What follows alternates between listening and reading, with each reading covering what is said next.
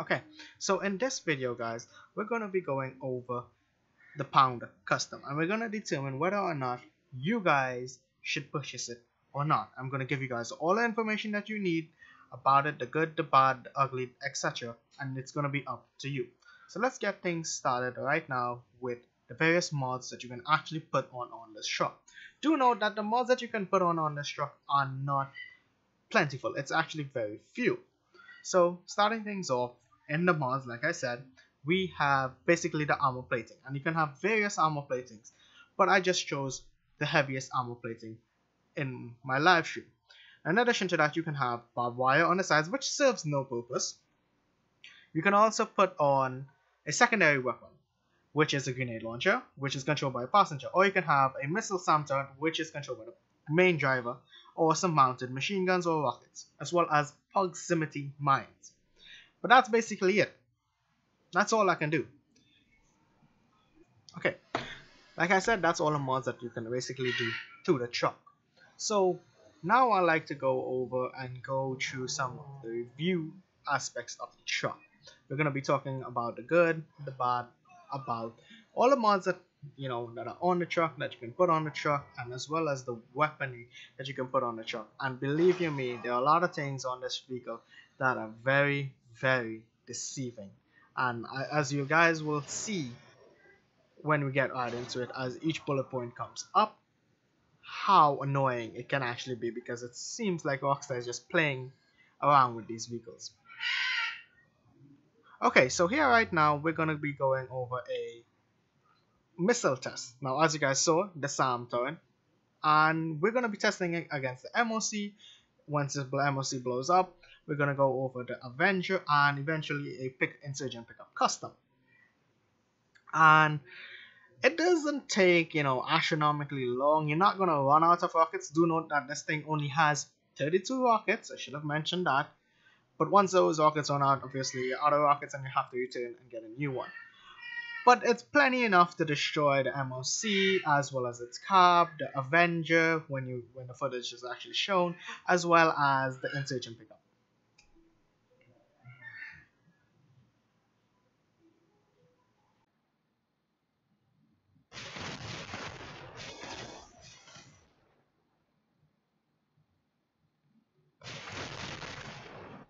So about 8 or 9 rockets.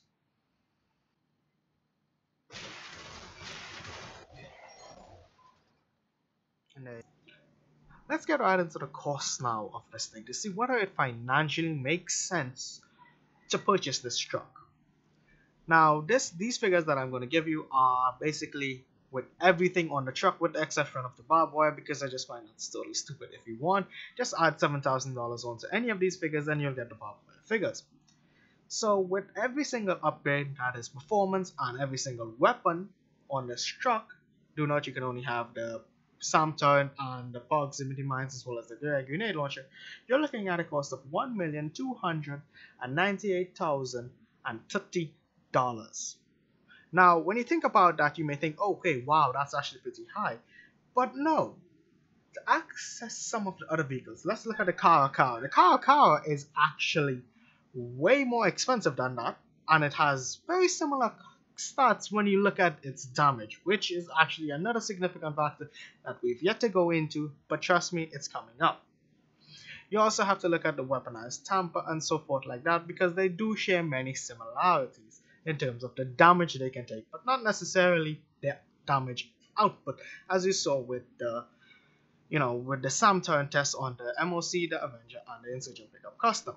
Now, these things are exception of the other two, which are the Mule and I think the Speedo custom, which you get free in your nightclub. They don't I'm not going to include those as a comparison to this particular truck. I'm just comparing this truck to previous other DLC items. And for me personally, if you have the money, why not? If not, don't sweat it. It's not that big of a deal, especially in Freemode, because there are a lot of other things that hold this truck back, which is basically the next few segments of this video, because we're done with the pose of this truck right now.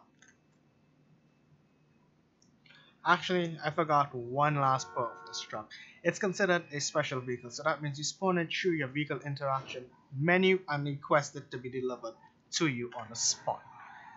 But that's basically all of the pros that I really see with this thing. Oh, and it can also hold 6 people, but I don't even know where they're gonna fit, and I rarely ever have a need to actually carry around 6 people in one vehicle, especially one like this.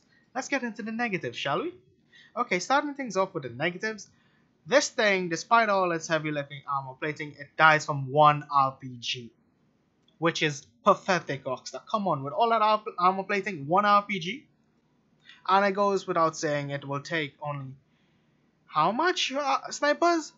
2 sniper rifle hit. Now this is explosive sniper rifle bullets, I should say. And it will also only take 2 explosive slugs, which you'll see just now as well. And I find that's kind of annoying.